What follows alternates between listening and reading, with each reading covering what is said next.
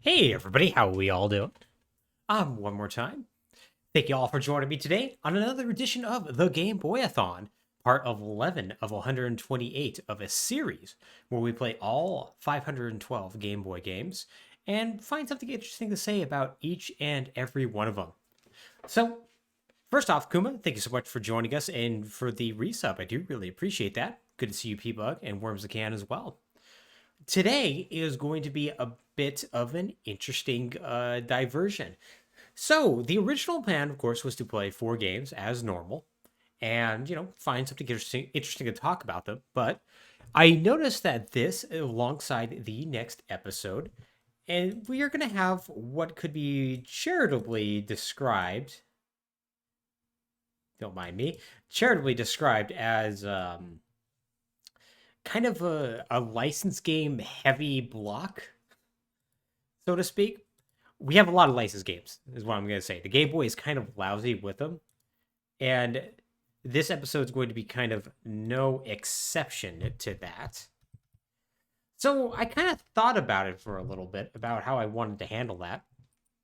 And so I decided, well, why not combine both of them? So today, what we're going to be doing is we're going to actually be playing 8 games. Now, they're all going to be licensed games. So I did kick out 1 or 2 of these games. We'll end up seeing them on a later stream or a later episode, anyways. And this will allow us to kind of maybe rapid fire through some games that maybe aren't exactly the most interesting in general, but still will have a little bit of merit here and there. Something interesting to say about each and every one of them. So we'll see how that ends up working out. Fair warning, the vast majority of these games are going to be quite bad.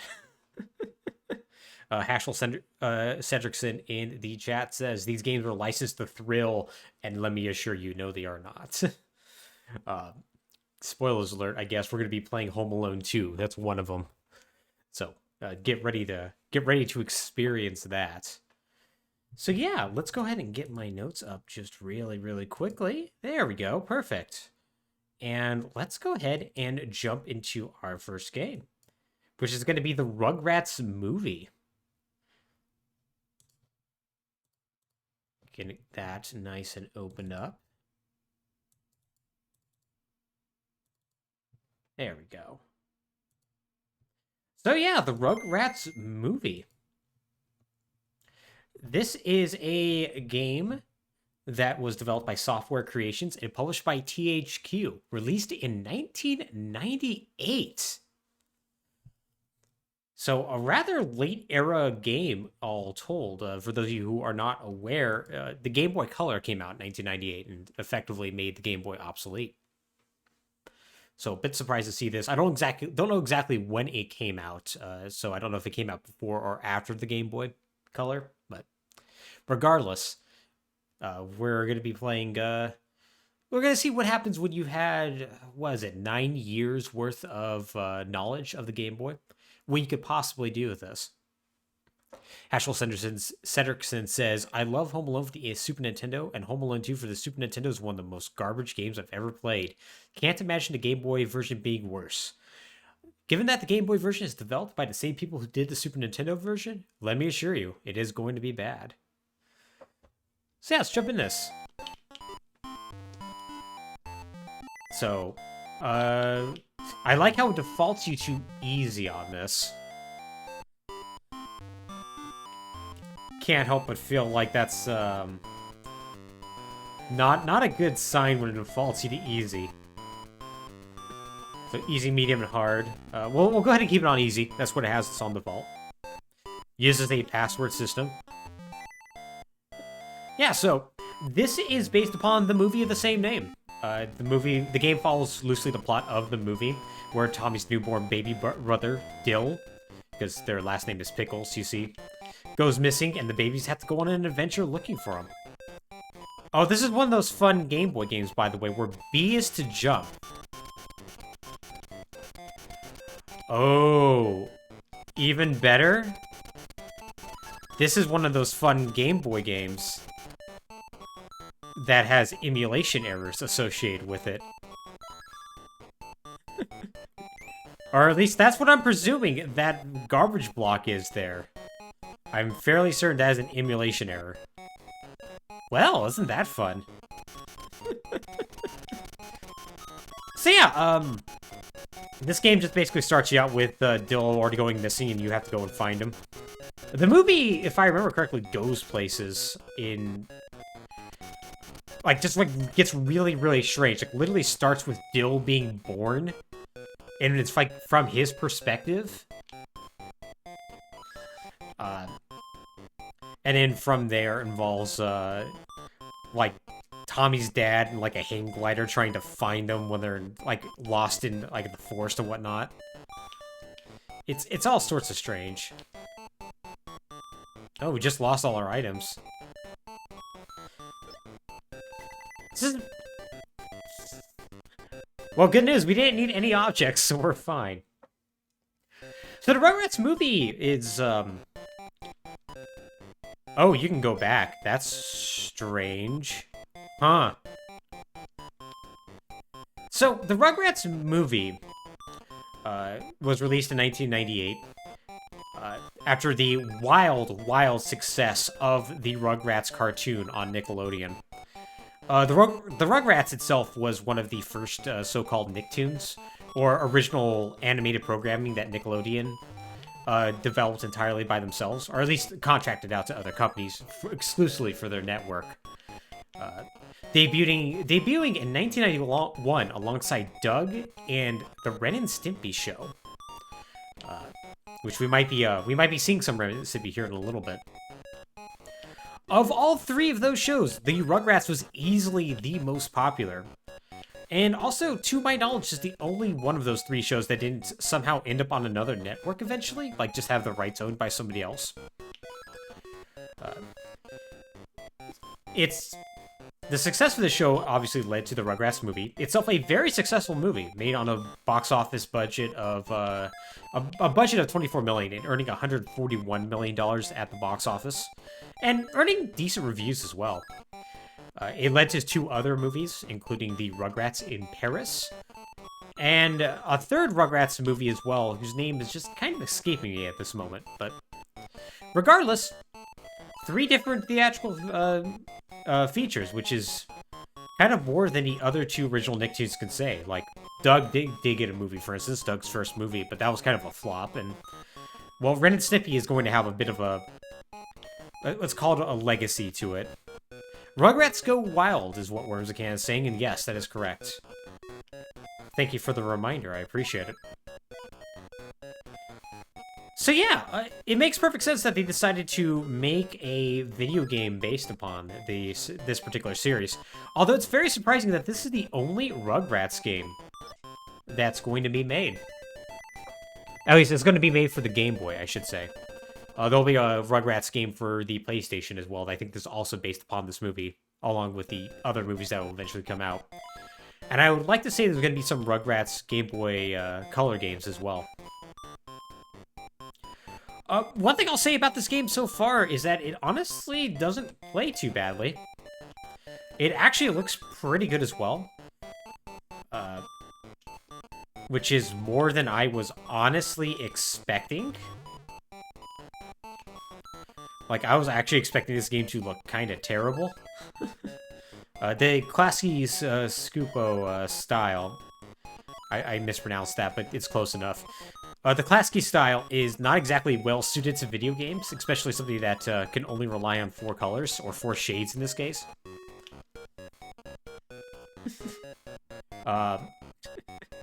Give me Rugrats Hit and Run. Oh, man. What if they did make that?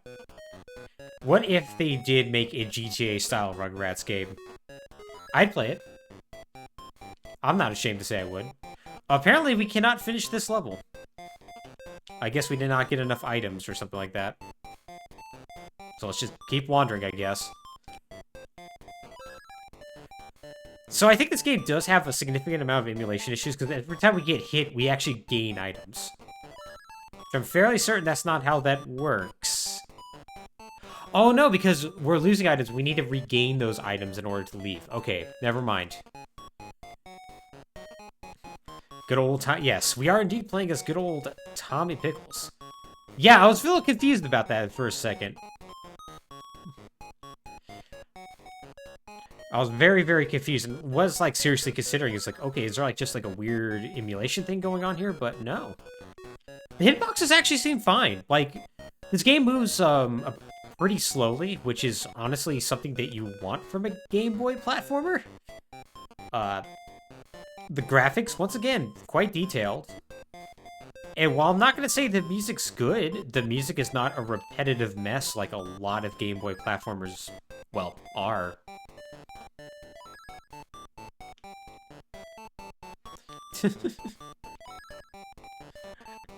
Yeah, I wasn't even paying attention to the item count. In fact, when I got hit and all my items fell out, I honestly thought this was going off of Sonic the Hedgehog logic.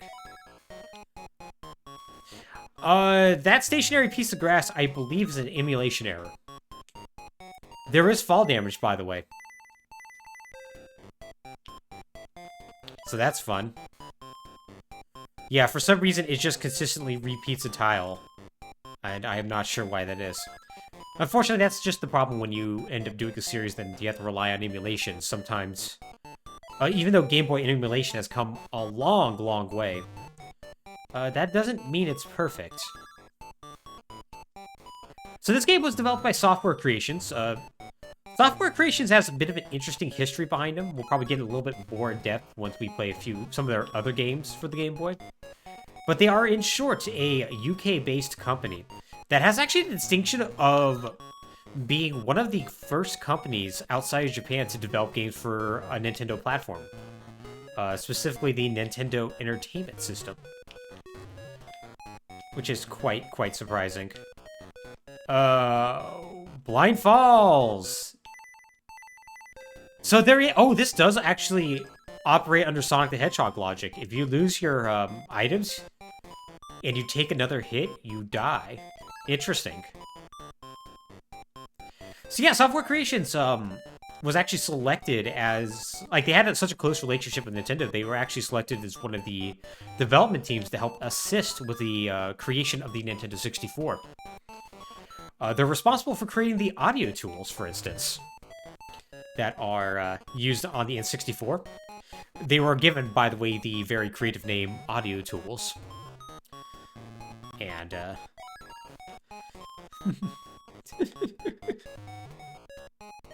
listen, you know, this game is a very, very real game in terms of letting you know that death is a real thing and can happen if you don't pay attention to your babies and let them just wander around outside.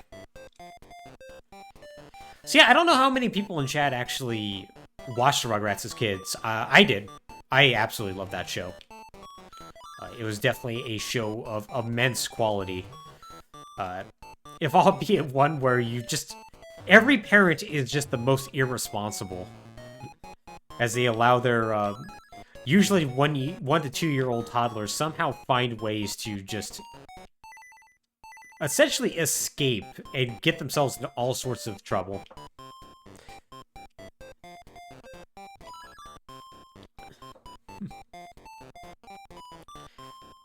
But yeah, excellent show. I wonder really how well it's held up. It ended up actually being so successful besides movies, there was a spin-off show called Rugrats All Grown Up, which had the Rugrats cast as preteens. That show, if I remember correctly, was actually moderately successful, although it always seemed like a particularly bad idea to me. Just because, hey, you know, you're watching the show to see babies get into, like, trouble. Not, you know, preteens have, like, worry about, man, does my crush actually like me? And what have you. So, you know. Kinda wasn't my thing. Apparently babies just cannot fall from high ceilings. That's okay. Maybe we go ahead and move on to our next game.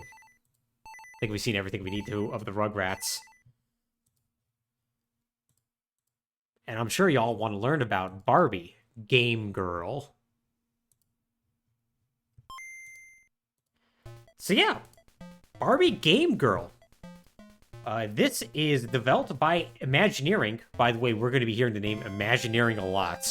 Turns out they made a lot of very bad licensed games. And Published by High Tech Expressions. Released in 1992. Worms a Can says, accurate physics. Babies can't fall from high ceilings in real life. And that's true. So to start off with, Barbie has a hell of a strut in here. And I'm not sure how her hair is supposed to work.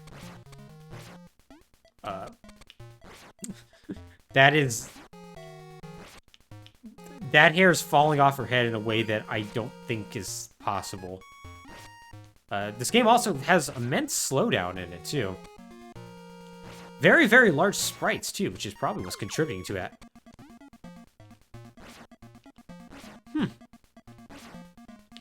Yeah, this is, what is that thing?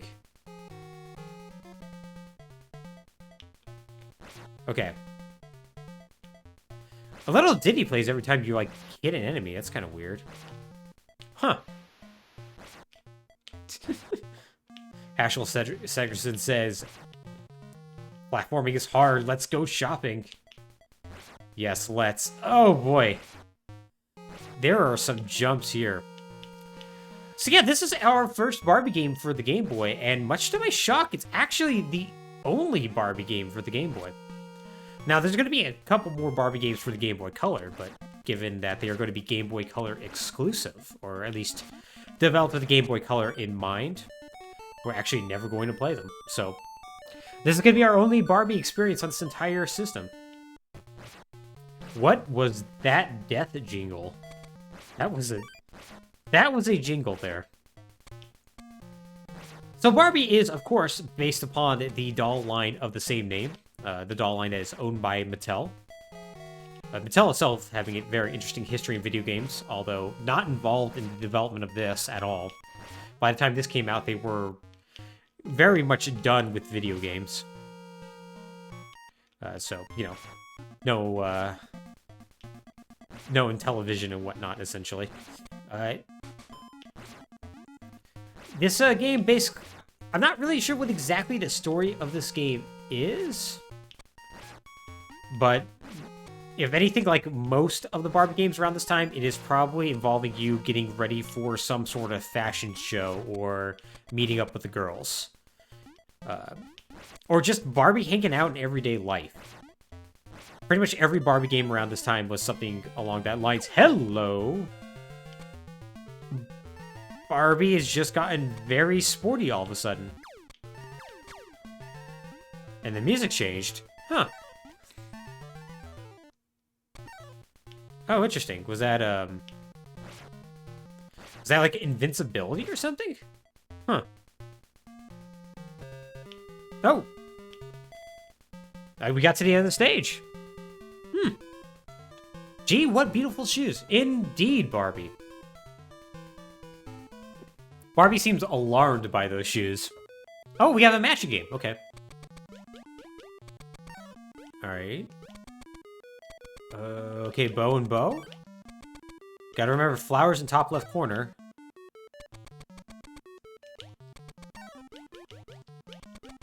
Okay, we got flowers. Oh, I don't remember where the purse... I thought I saw a purse somewhere around here, but I don't remember where it was. Okay, wasn't this mirror? Yes. There's Vandy mirror.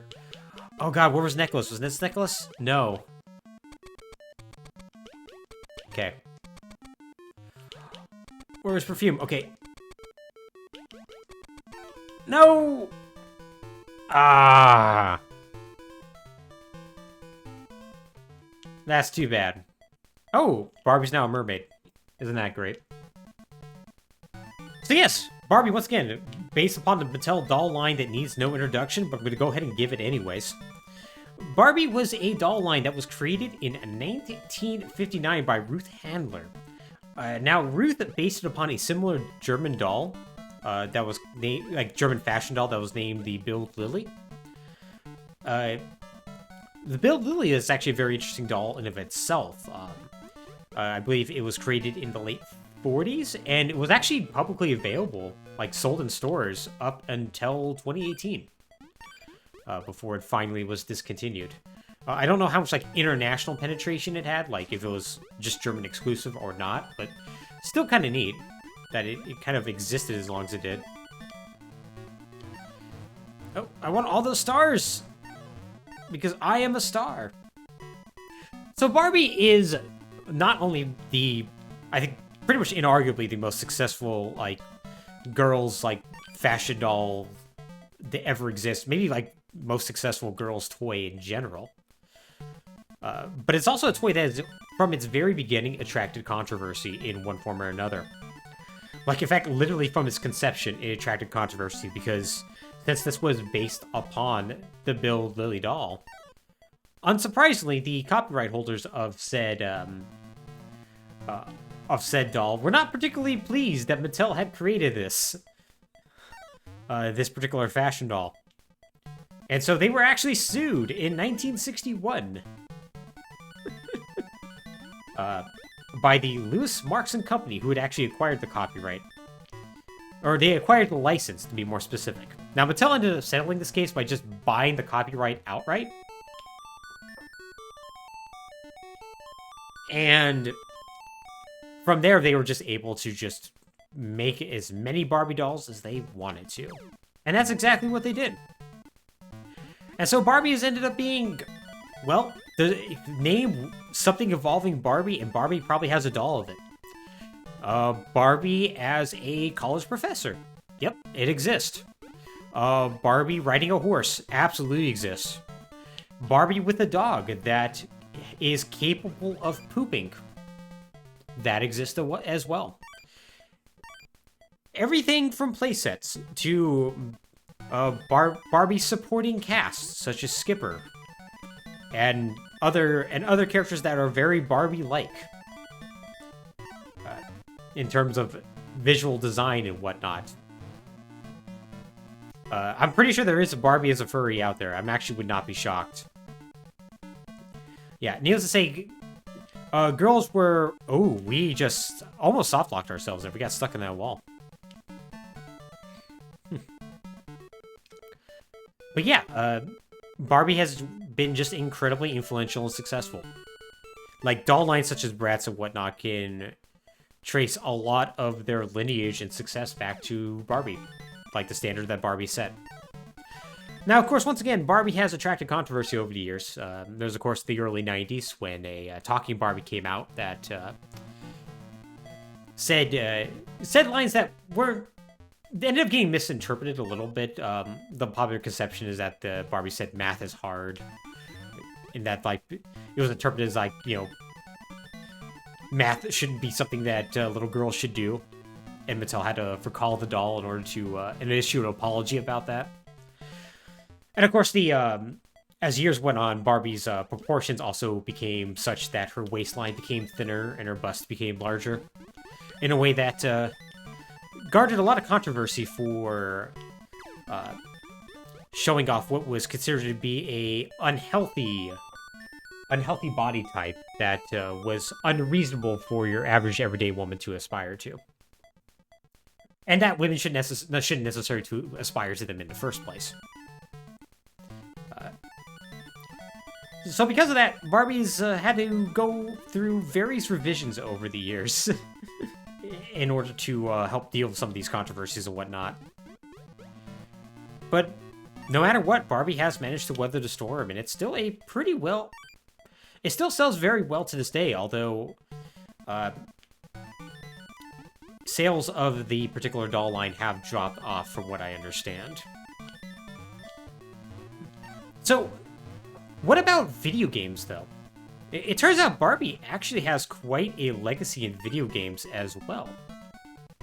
Something that might seem a little bit surprising, because I think a lot of people, when they think of Barbie video games, they think of the fact that they're absolutely terrible. But the reality of it is that some of them were actually, first off, kind of okay, and two, these were kind of all over the place, not only on stuff like the Game Boy, but like the Super Nintendo, but also on PCs as well. And a lot of times these games would not particularly tax a system and whatnot. They could be widely installed on a variety of systems that run relatively well. What this means is that it actually ended up serving as a gateway for a lot of girls to get into gaming. There are quite a few people who I've met who either have played a Barbie game, such as Barbie's Horse Adventure for the PC, for instance, or some other Barbie game for like the Game Boy or for the Game Boy Color or a similar system. And that sparked their interest in video games, just like wider video games as a whole. And mind you, this is not me to say here that, like, necessarily these games are, like, great or anything like that, or they should be necessarily held up as, like, this super influential thing, but I think there is some influence and there's some importance to Barbie video games just in general. Even if the one that we're playing right now is just kind of bad. Although, honestly, it's not the worst, this game in general is not the worst platformer I've played for the Game Boy. Like, this is no Tarzan or Attack of the Killer Tomatoes, for instance. Also, I guess we are now in a weird 1950s drive-in fast food joint of, how was I supposed to know that was the pit? Oh, Hashel Seckerson says, oh, you just reminded me that my sister had Barbie Story Maker on our family computer. Yeah, like, these games were all over the place on computers like that. I don't know if I actually heard of Barbie Story Maker, but I could totally believe that there would be a Barbie game like that. So yeah, shockingly important, these games are. So yeah, this game obviously has some issues here and there. There's a lot of slowdown, for instance. It doesn't move too particularly quickly, so I bet you this plays particularly well on original hardware. Although the sprite is bad. Barbie does not look good in this. Particularly the hair. The hair is just... what? And granted, when you're only working with like 4 shades of color, there's only so much you can do. So I do to a certain extent do get it. Oh god, this is so weird. Every time I shoot the presents over there, it moves the present forward a little bit. I actually even don't mind the music too much. Like, I'm not gonna sit here and say it's the best the Game Boy's ever had to offer, but it seems decently varied. And I actually kind of like this world because it's kind of funny and abstract in a way. Barbie has a very big hitbox, too. But I think that's enough for Barbie. Let's go ahead and move on to our next game. A game that, to be honest, I'm not really looking forward to playing. This is going to be Mickey Mouse Magic Wands. And this is a Kemco joint, everybody. So, developed by Kemco and released by Kemco. Or published by Kemco, I should say. So this is a very weird game. In Japan, it came out in 1991, I believe. But in the United States, it came out in 1998. Also, Chad is pointing out that we have German box art. Some of these games was very difficult to find American box art for, and so in some cases, I had to make decisions. So yes, enjoy that hot German box art. So this is a game that's a part of the Crazy Castle series. If you remember back from our episode where we covered the real Ghostbusters, the Crazy Castle series was a series of games made by Kemco, mostly released on the Game Boy, but also on the NES and the NES, and I believe there was a Genesis version. Basically, they were giant games where you would have to explore a castle, go to different rooms to find keys in order to advance while avoiding enemies and whatnot. They were also notable because the vast majority of them were licensed, with the Japanese versions usually being licensed under the Mickey Mouse license, and the American versions being licensed under the Looney Tunes license, usually featuring Bugs Bunny as the main character. Some exceptions here and there. The first game, for instance, was a Roger Rabbit game, and of course the real Ghostbusters was, well, Ghostbusters themed. But yeah. this one, for one reason or another, came over to the United States and was a Mickey Mouse game instead of being a Bugs Bunny game. If I remember correctly, around this time, a Crazy Castle game starring Bugs Bunny came out for the Game Boy Color. So, kind of strange, really. Now, one thing I'll say about this is this does not play like your typical Crazy Castle, in a way that I immediately found suspicious. Let's just hit start and get in there, actually. So, there's not really, like, doors you have to go in and whatnot. In fact, what you do here is Mickey has a magic wand that can turn these crystals into pieces of a puzzle, essentially. You have to collect all the pieces of the puzzle in order to move on from the stage. Now, if you remember from our episode about the Real Ghostbusters, the Real Ghostbusters also was a Crazy Castle game that was significantly different from the main series. And the reason for that was because Kemco literally just stole an Amiga game, ported it to the Game Boy, and just renamed it something else, without permission. I did not get any evidence that they did the same here, but the fact that this game is significantly different from Crazy Castle, well, it makes me suspicious, let's say. So, as far as how this game plays and whatnot, its movement is very, very stiff. And Mickey definitely moves fast. Like, I imagine this game's probably very blurry on Game Boy hardware, with the Game Boy's low refresh rate screen. The jump also feels very strange when you don't have full jump height. Like, if you're, like, jumping right here, it feels fine. However, like, the way you, like, fall off of ledges and whatnot is very reminiscent of, like, a baby's first Game Maker game. Like, there's, like, a whole lot of games, like, made in Games Factory that have, like, jumping physics that feel just like this. It doesn't feel good, is what I'm trying to say.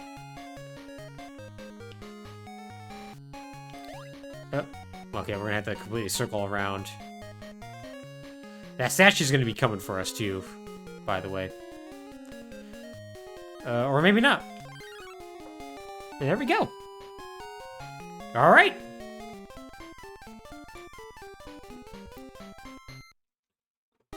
Otherwise, I mean, this is probably would be just a perfectly fine Game Boy game.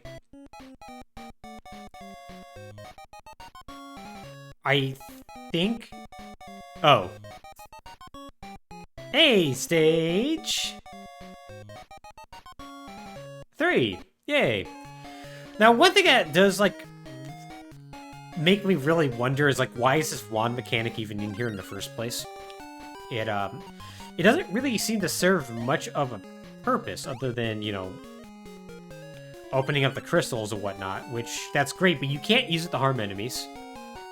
Enemies are unharmed by Mickey's magic wand of not that much magic, apparently. And it seems just to be there just for the purposes of knocking these out. Which makes me wonder why you didn't just go and, I don't know, collect them. Like, why don't you just run over the crystals and you just get whatever is in there? It seems like an odd choice, needless to say. But, hey, you know, I'm not the developers, I suppose. Oh, so we did get a key. Is there an inventory screen? There is. So, that's actually very similar to Real Ghostbusters. Having to find keys to open up trapdoors like that. MM2EV speculates that maybe this was a different game and it changed during development. It's very well possible. Kemco was a pretty prolific developer and publisher around this time. So it would not surprise me if that did indeed occur. So I could totally buy that.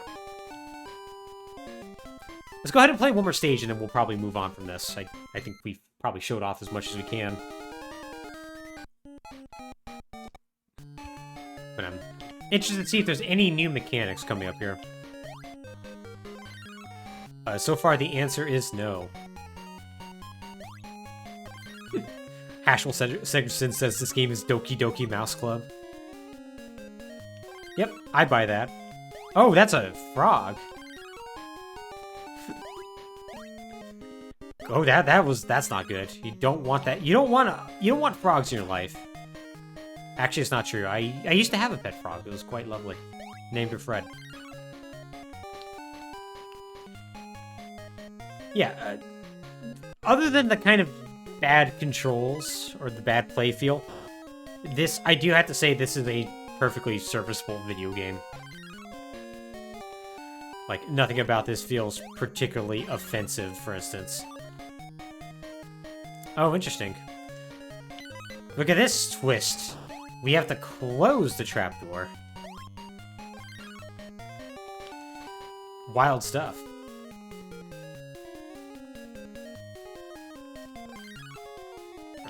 I guess we're missing one more picture, are we? Yep. I think the cow's name is Annabelle? I forget, like, all the Mickey Mouse character names, other than, obviously, like, Mickey, Goofy, and Donald and whatnot. Alright. And that, I think... Clarabelle. Thank you, Hashel. Thank you. Yes. Apparently you can turn the window off. I don't know what that does. Oh, I guess that's to keep that from showing up every time you collect something. So that's cool. Bee running tech right there. Alright, I think that's enough for that. Let's go ahead and move on to our next game. And that's going to be the Ren and Stimpy Show. Space Cadet Adventures. Our first Ren and Stimpy game. This is the first of what are going to be 2 games we're going to be playing that are Ren and Stimpy themed today. This game was developed by Imagineering and published by THQ, released in 1992. So this is one of the original Nickelodeon Nicktoons alongside the Rugrats and Doug. Arguably the least successful of the 2, but also one that has just an incredibly strong cult following. And mind you, when I say least successful, it still was very successful. Just not gargantuan like the Rugrats was, or weirdly successful like Doug was. They didn't make a movie of this, for instance, as far as I know. So this game seems to be based around the 5th episode of Season 1, Space Madness, which is arguably like the most popular or well-known episode of Ren and Stimpy, I would say. An episode where Ren, the captain of the spaceship, Ren being the dog, and his cadet, Stimpy, basically come out of like hibernation, essentially, and Ren slowly goes crazy. Eventually completely losing his mind and convincing Stimpy to hit the self-destruct button, destroying the ship, and I think also destroying the galaxy as well. Anyways, there's good old Stimpy right there.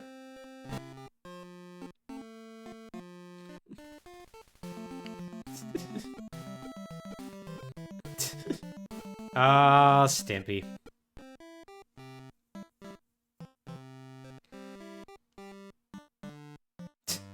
Oh, well, guess Ren's dead. Idiot. Oh, wow! Voice! That's pretty great.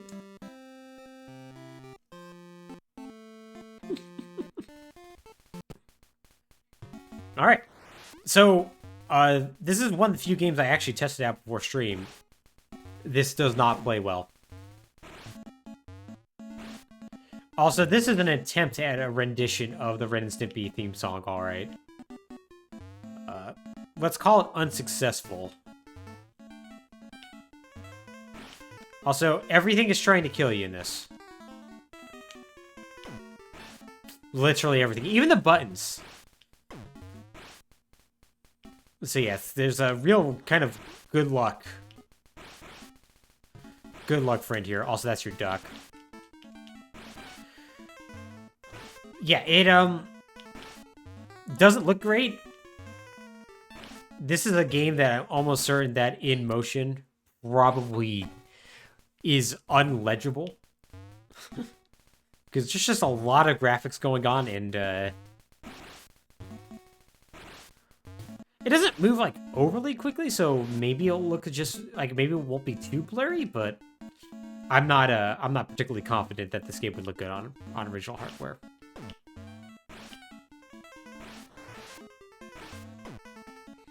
Yeah, that's what I said, right? Legible? Perhaps not, but yeah, so you do alternate between playing as Ren and Stimpy. Ren has like a melee attack, and good old Stimpy here has, of course, his hairballs. Oh, it's fine.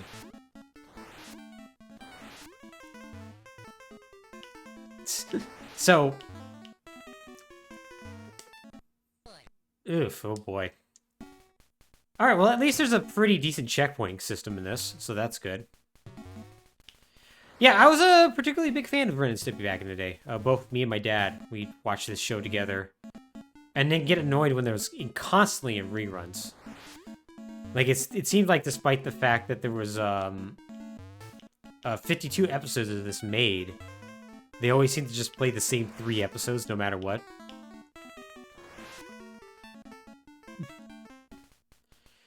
So, but every once in a while, this would be one of the reruns, and it was always great. Ooh, okay, we actually got some health. I'll say it doesn't control too badly, although your momentum does completely stop when you attack in the air, which is awkward, to say the least.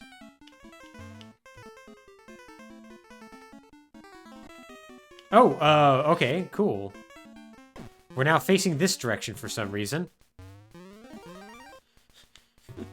Even though we left to the right of the screen. We're definitely taking hits from some things that I'm just not really sure what was actually damaging us. Like, the enemies are definitely placed in such a way where it's, like, practically impossible not to take a hit sometimes, unless you have this memorized. Floating pieces of log. There's a lot of Ren and Stimpy references all throughout this first stage. From the pieces of powdered toast you're collecting for your health to the log. Okay. Clearly we're supposed to be doing something in here, it looks like. Not supposed to be collecting that, are we? Oh, okay, now here we go. Hey, look, vertical section, though. That's kind of cool. That's already more than I would honestly expect from this game.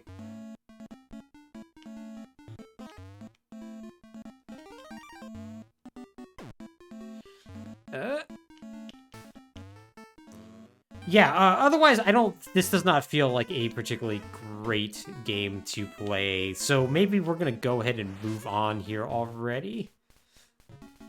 Oh, I want that Ren token, though. I want to get the Rens.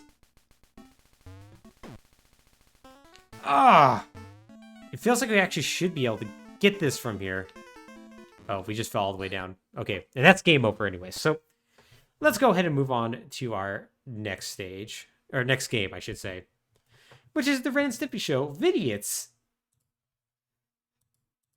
You thought we were done with Ren and Stimpy? Well, guess what? We're never done with Ren and Stimpy. So, this is a game that was published by THQ, but it also seems to be developed internally at THQ as well. A bit rare for this time. THQ, typically with their licensed products, would, well, they would farm them out to other studios, such as Imagineering and whatnot. But they did have an internal development studio, and I guess they decided to handle this particular game. This was also released in 1992. And unlike this game, unlike the previous game that we played, this game actually is not Game Boy exclusive. There is a Super Nintendo and Genesis version of this game. I don't know how well they compare, but needless to say, there is other versions. I guess Ren got happy he got that money. I think they should have given development to Imagineering, because this is your attack, by the way. This... I guess this is supposed to be a grab? Control is very odd, too. There's a lot of momentum. Well, first, I'm not holding the right on the D-pad there. And if you press back, you don't automatically just change directions and whatnot. Also, yeah, Ren just looks funny here. His, oh my god, that's not what his ears are supposed to look like at all. Oh, hi, Stimpy.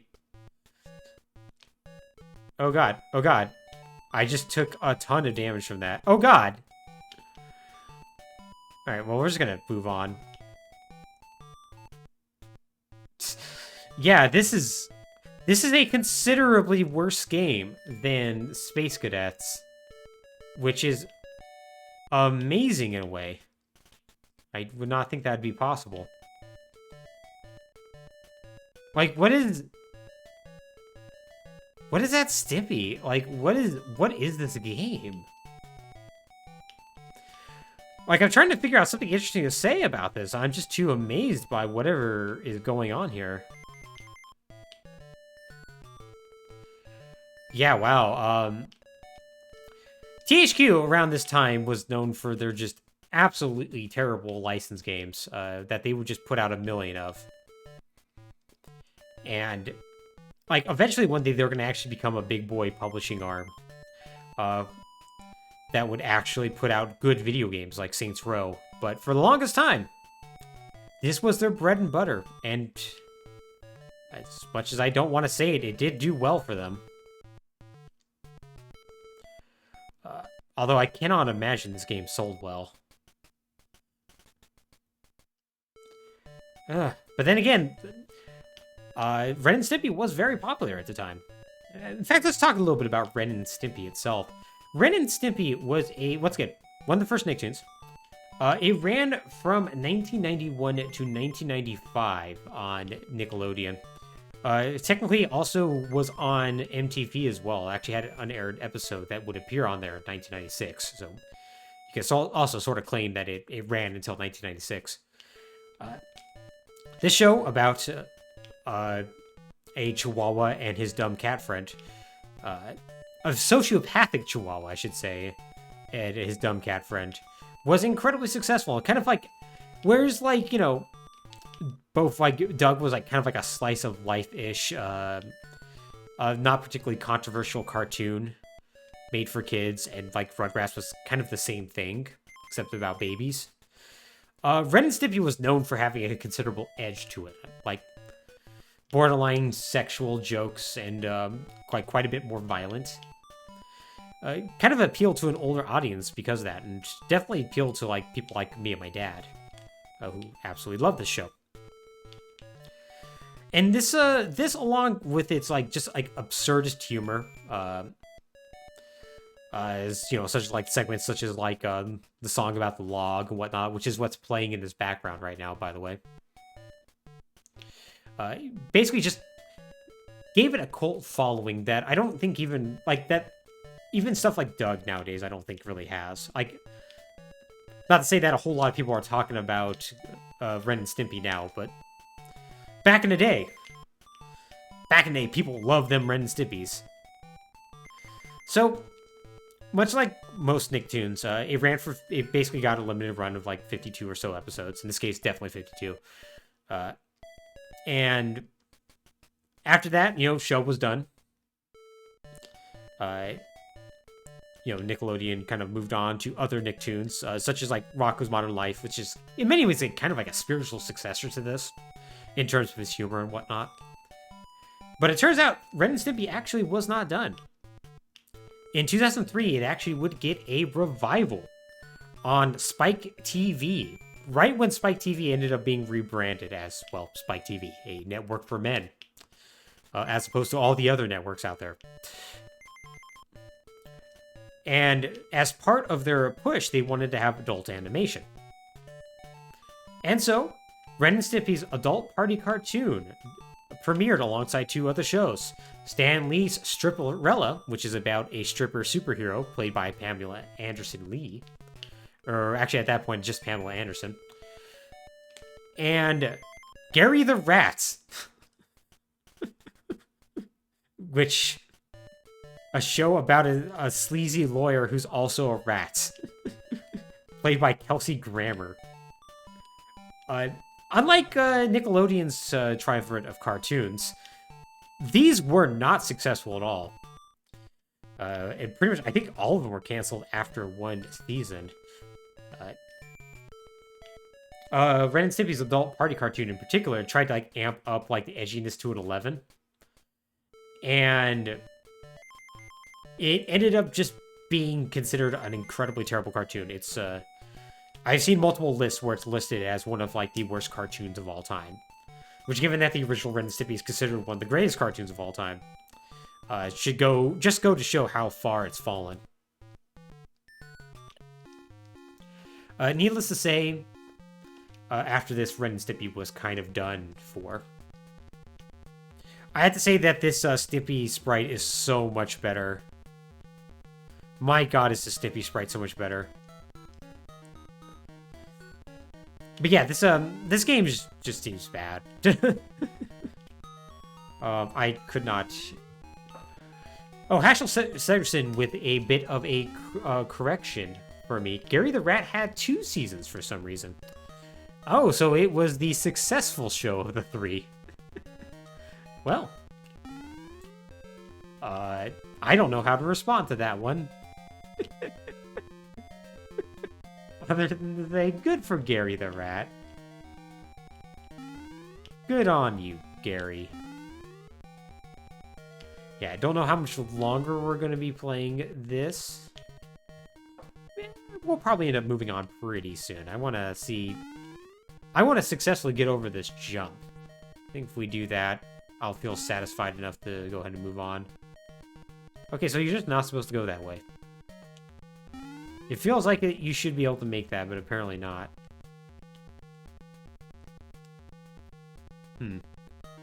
Not sure where you're supposed to go past this, though.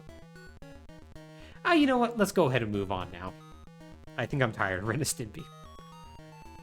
And let's move on to a game that's definitely better. And by definitely, I mean it probably isn't. Home Alone 2, Lost in New York. It's kind of funny, I actually didn't expect to play this game so soon. We played the first Home Alone last... This game sounds terrible. The first Home Alone game for the Game Boy, last episode. But given that we were doing a bunch of licensed games, it felt like just proper to throw it on here. Anyways, this is another banger from publishers THQ and developed by Imagineering, released in 1992.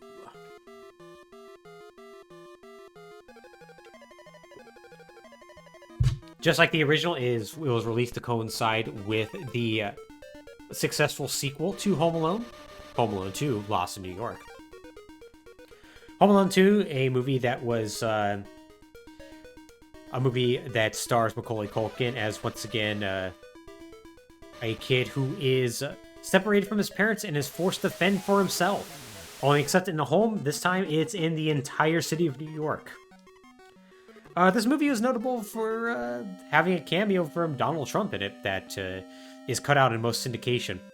A fact that, of course, he barely learned 2 years ago and then complained that he was being censored. Because at one point, our country was run by a literal baby. Now, this game is far less interesting than the original Home Alone.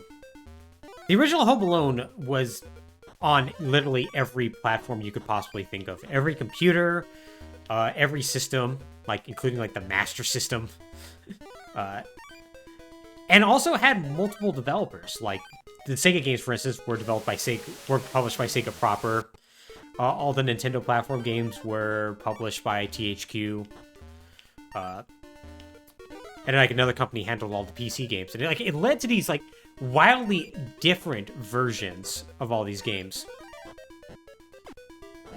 Unfortunately, that's not the case with Home Alone 2. Home Alone 2 was exclusively licensed to GHQ. And so Imagineering handled all versions, the NES, Super Nintendo, and Game Boy versions that we're seeing right now. Now, these games do have some differences here and there. But for the most part, this game... Oh, jeez.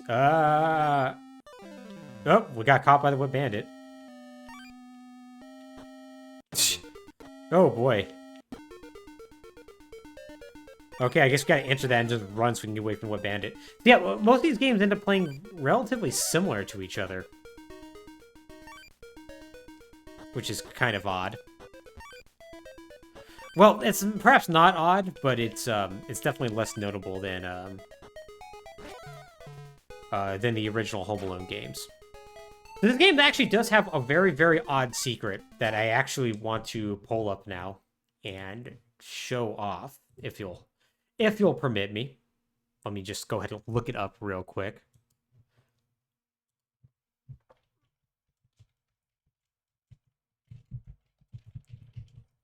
Do.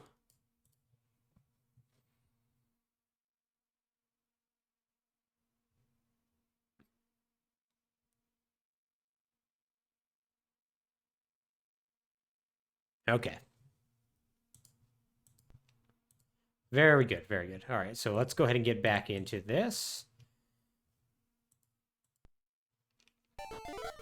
Oops. Oh, geez, we got messed up. Well, that's all right. Okay, I guess those weren't actually the Wet Bandits. That's all right. NM2EV asks, why are you fighting vacuum cleaners? That's a great question. But, you know, sometimes you just gotta deal with a vacuum cleaner. Maybe Macaulay Culkin is like a dog and he's scared of vacuum cleaners. You know, that's just how it is. So yeah, this game actually has some, like, very obscure cheats in it. And assuming that we can survive long enough to get to the hotel rooms, we'll go ahead and show them off. Okay, so we gotta enter this and immediately leave. So we can get away from that guy, and we need to go to floor 11. We need to hopefully not die before we get to floor 11.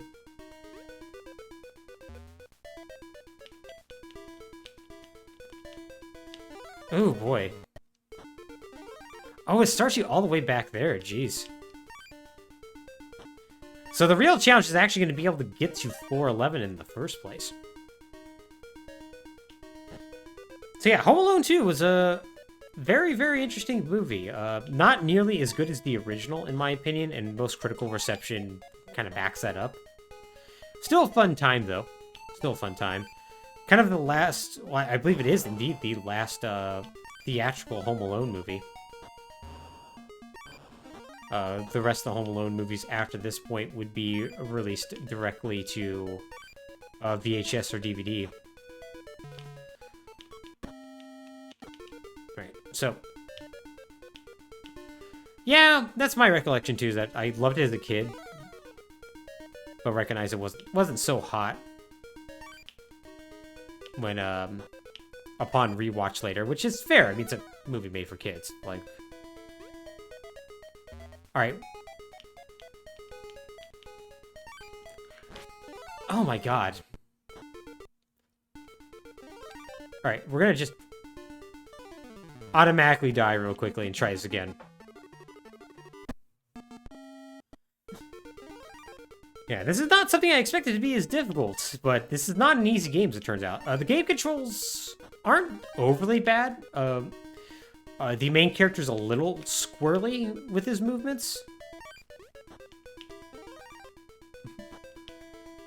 But, like, it's overall not too bad of a control scheme that they got going on here. Like, the jump feels responsive. It's pretty airy.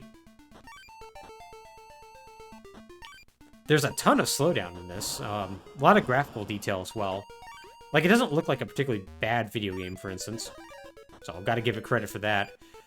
It just doesn't seem to have a particularly good gameplay loop.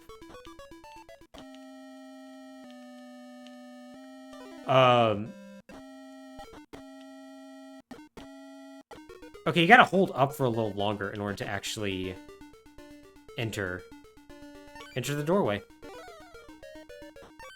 Okay, we'll just run through that, whatever. Alright, I have 3 hits.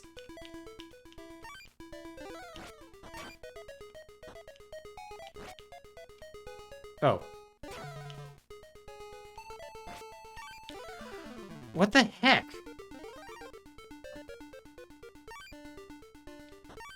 Oh boy, this is terrible.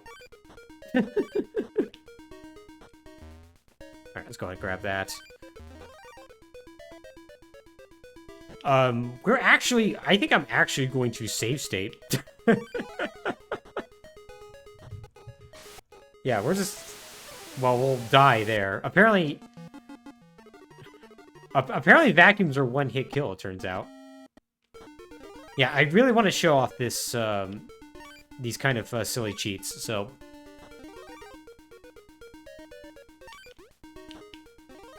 Oh, the elevators are the survival section? That would make sense. Yeah, I could totally believe that.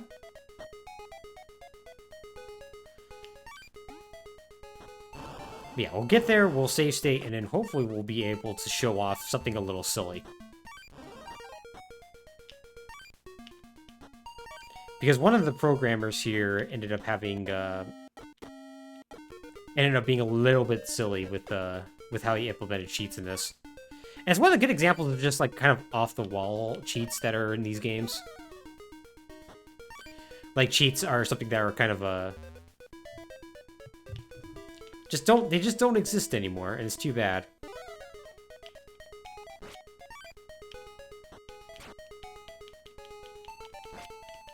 Come on. There we go, finally. Okay, so this... Where are we? Floor 11, okay. We need to go to room 2.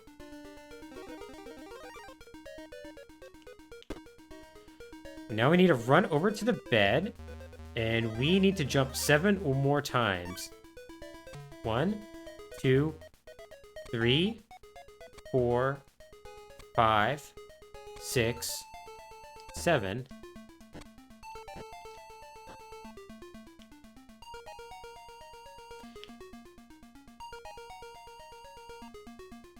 Hmm. 1, 2, 3, 4, 5, 6, 7. Okay, well that one doesn't work. That's fine. Let's make sure that was room 2.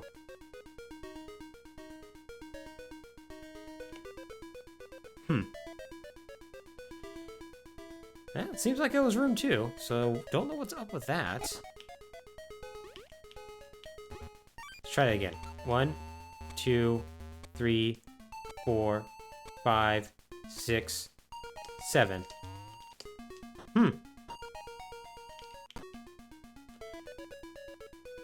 Alright, let's try the other one.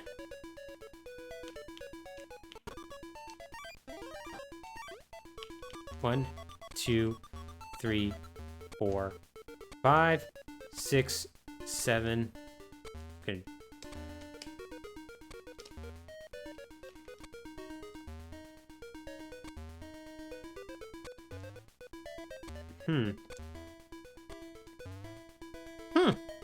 Very odd.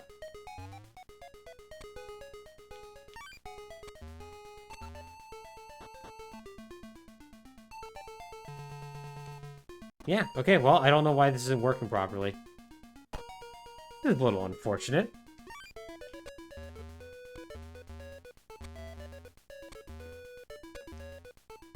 Well, this is definitely going to be edited out of the YouTube version. Oh, well. We'll go ahead and move on to our next game. Don't know why that's not working. And that's going to be the Rocky and Bullwinkle. The Adventures of Rocky and Bullwinkle and Friends.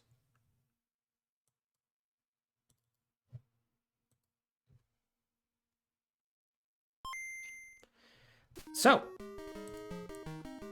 Adventures of Rocky and Bullwinkle and Friends is developed by Imagineering and published by THQ, released in 1992. Now, this is based upon the 50s and 60s cartoon of the same name, starring Bullwinkle Moose and Rocky the Flying Squirrel. The story begins in beautiful downtown Frostbite Falls, Minnesota. Grand opening of the Rocky and Bullwinkle Museum, definitely deserve it. Are the intrepid Moose and Squirrel themselves, not to mention the museum curator, Captain Peter Peachfuzz.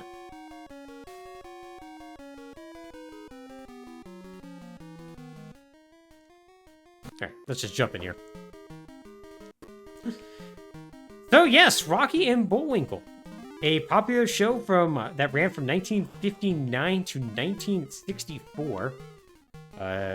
Essentially an animated variety show where the primary characters were... That's Death, isn't it? Yes, it is. The primary characters are, of course, Rocky and Bullwinkle. But it also featured other little shorts as well, such as Peabody and Sherman, featuring the intelligent dog and his sidekick little boy, as they travel through time and basically help unmess up history, but usually make it worse. Okay, we are definitely not supposed to go that way. And of course, other things like Fractured Fairy Tales and Dudley Do-Right. Pretty much all of those except Fractured Fairy Tales have all eventually been spun off into their own properties, oddly enough. Whether they're like Netflix movies or like proper movies starring Brendan Fraser in the case of Dudley Do-Right. So, needless to say, Rocky and Bullwinkle's had a lot of cultural cachet over the years.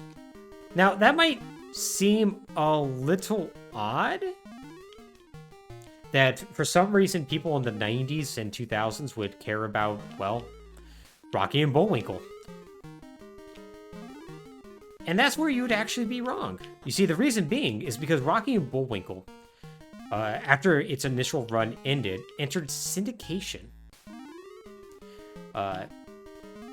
And in syndication, it eventually ended up on Nickelodeon's. I believe starting in 1991 and ran until 1994. That's how I primarily saw it. Was on Nickelodeon. The show itself also ended up like running in syndication on what's it called, on Cartoon Network as well. So just like a lot of kids in the 90s and 2000s saw it. And this show has like a lot of irreverent humor and a lot of breaking the fourth wall and whatnot in a way that a lot of people found appealing, including myself. And so, yeah, because of that, it just ended up having like a bit of a cultural resurgence in the 90s. Hashel Simpson, for instance, says the local family fun center is called Bullwinkle's because, yeah, there actually was a franchise chain of like Chuck E. Cheese-like fun centers called Bullwinkle's. Most of them are closed now. I think there's only like one or two left, so good on you, Hashel, for living near one of the few remaining ones. And of course, yeah, like this ended up becoming a terrible 3D animated movie, like a 3D mixed live action, like CGI mixed live action movie that I do not recommend. And of course, properties like Peabody and Sherman ended up being like a Netflix special, and Dudley Do-Right was a live action film for some reason. But yeah, very, very interesting legacy this cartoon leaves. Now, because of this obviously has a lot of games that were released for the NES, Super Nintendo, and I think Genesis as well, alongside the Game Boy. And you've probably seen this game and seeing how poorly it plays, and let me assure you, it does play very poorly. Believe it or not, this might be one of the better Rocky and Bullwinkle games out there. Now, Rocky and Bullwinkle was in many ways known for its incredibly terrible animation. It was definitely a show that like ran off of its charm more so than anything else, as opposed to its production values.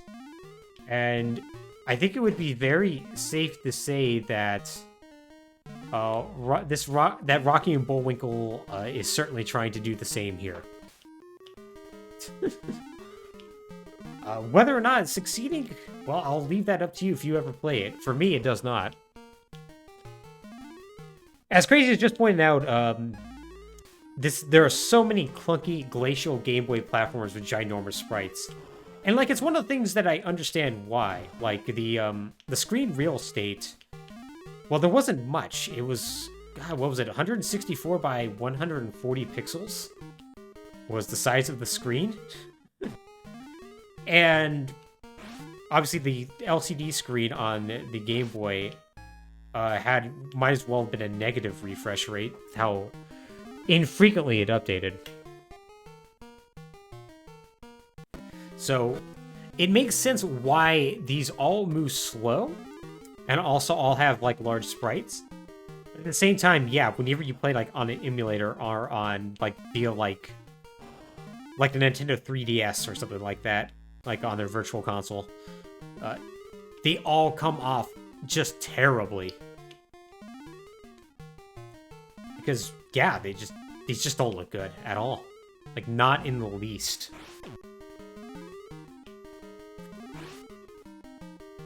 But, yeah, also this one involves you having to do a blindfold where I'm 99% convinced I have to jump on here. Otherwise, we're dead.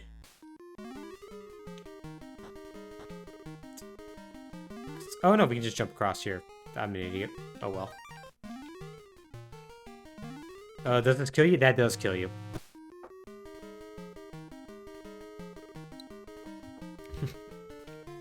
Yeah, 127 Crazy also brings up that you need a worm light to actually see anything as well. A worm light being something that attached to the link cable port on the Game Boy. And then allowed you to allow you to shine a light on the screen, because these screens weren't backlit. And were hard to see, even in optimal lighting conditions. Which, there was no such thing as optimal lighting conditions, let me assure you. Oh man, Natasha just keeps getting me with that knife. So yeah, this game's bad. Oof. Okay, I think I'm done with Rocky and Bullwinkle. Let's move on to our last game today. And that's going to be Bart Simpson, Escape from Camp Deadly.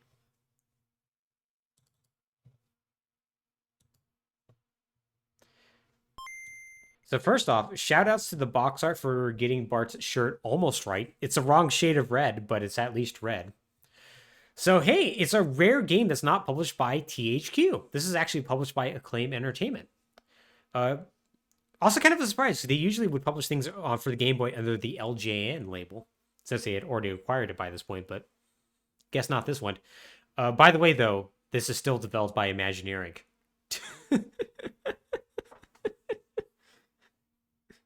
Now, there is one thing that's very interesting about this game. Also, hi, Mr. Burns. Oh yeah, Iron Fist Burns. Huh. Huh.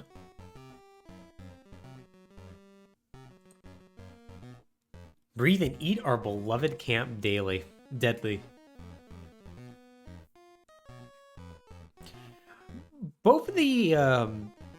Both of the Simpsons games that are for the Game Boy have pretty elaborate intros, I've noticed. So that's kind of interesting.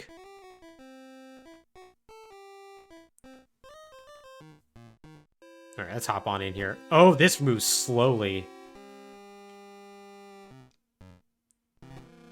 Oh, I guess we have to capture the flag. Yeah, this is, oh no. This control scheme is incredibly unfortunate. You have a ton of momentum on your forward jump. And you commit, by the way. You 100% commit on your jump.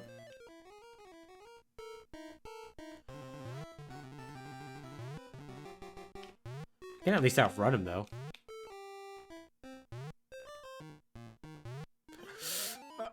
Oh, that's a pit, apparently. That's awkward looking. So yeah, once again, this game is developed by Imagineering, but this game actually has something special about its development. I think that was an attempt at a voice clip there. That jump did not work. So this game was programmed and designed by one David Crane. Now, I think David Crane is a name that's probably not going to be familiar to a lot of people. But David Crane is kind of a legendary game designer and programmer. That's a buff Mr. Burns. He's very buff. So, David Crane is a game designer who's still active to this day, but he got to start all the way back for the Atari 2600, designing games for that system.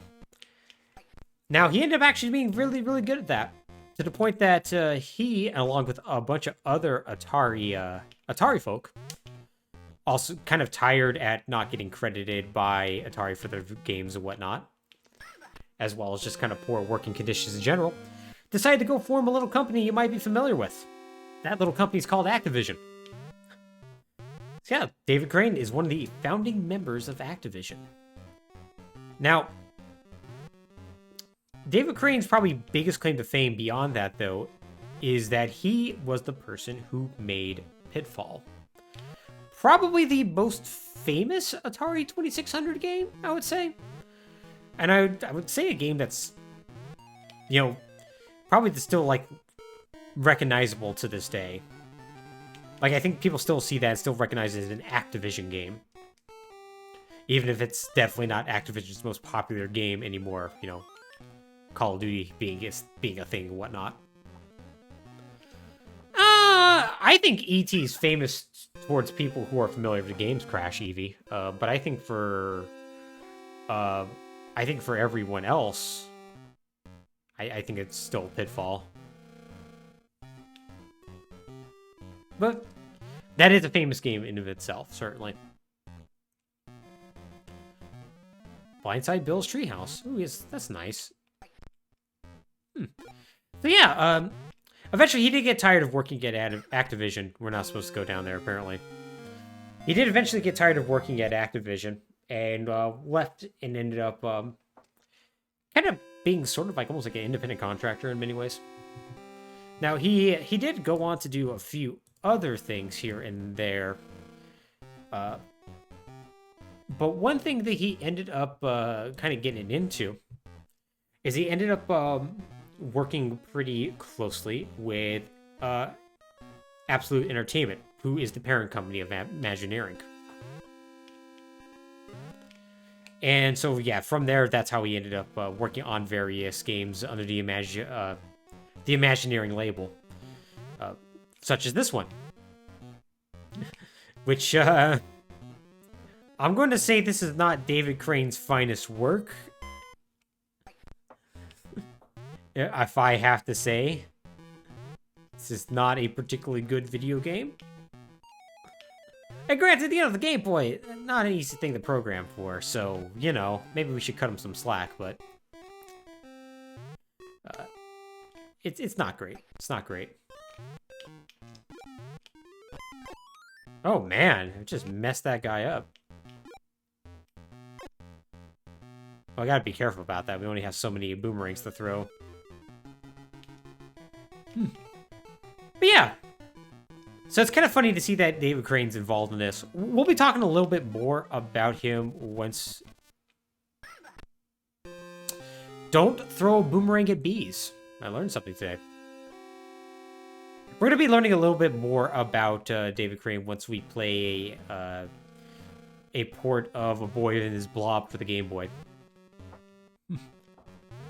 But still, pretty interesting that he ended up being involved in this. By the way, Imagineering, we haven't really talked a whole lot about him, and there's kind of a reason for that. There just isn't... There unfortunately isn't a whole lot to say about them.